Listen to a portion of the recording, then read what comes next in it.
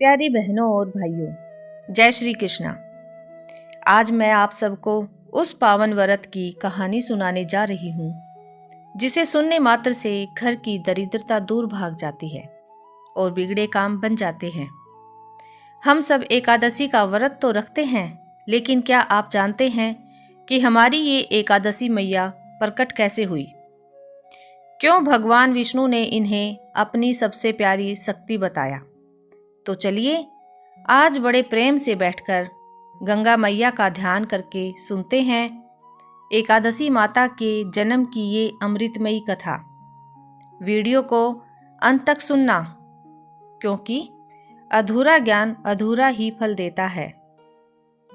मेरे प्यारे भक्तों, बात उस समय की है जब धरती और स्वर्ग पर मुर नाम के एक भयानक राक्षस का राज हो गया था। उस पापी ने देवताओं को स्वर्ग से ऐसे निकाल दिया जैसे दूध से मक्खी निकाल दी जाती है।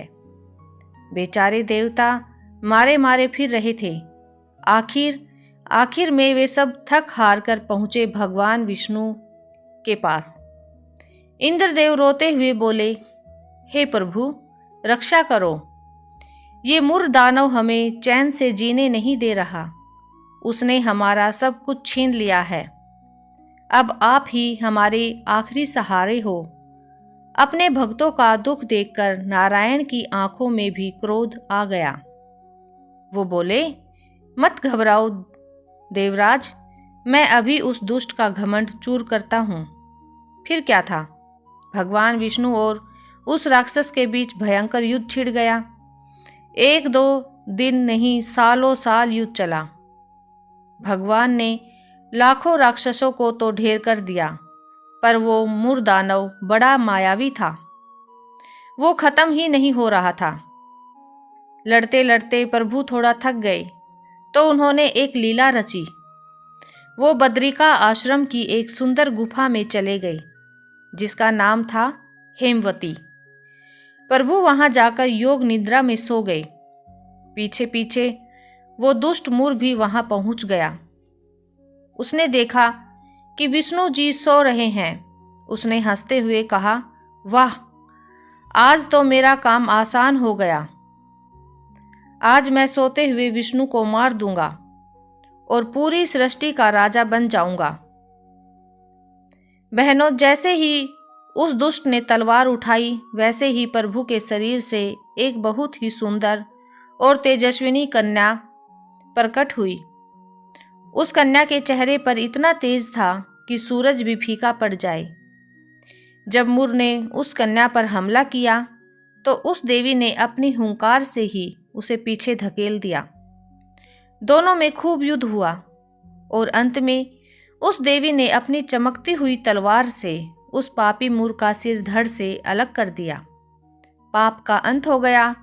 जब भगवान विष्णु अपनी नींद से जागे तो सामने राक्षस की लाश देखी और उस दिव्य कन्या को खड़ा पाया। प्रभु मुस्कुराए और बोले, बेटी, तुम कौन हो? कन्या ने हाथ जोड़कर कहा, प्रभु, मैं आपकी ही शक्ति हूँ। आपने ही मुझे पैदा किया है ताकि मैं इस अधर्मी का नाश कर सकूं। भगवान बहुत खुश हुए और बोले, हे देवी, आज मार्गशीर्ष मास की एकादशी है, इसलिए आज से तुम्हारा नाम एकादशी होगा। तुम मुझे सबसे प्यारी रहोगी।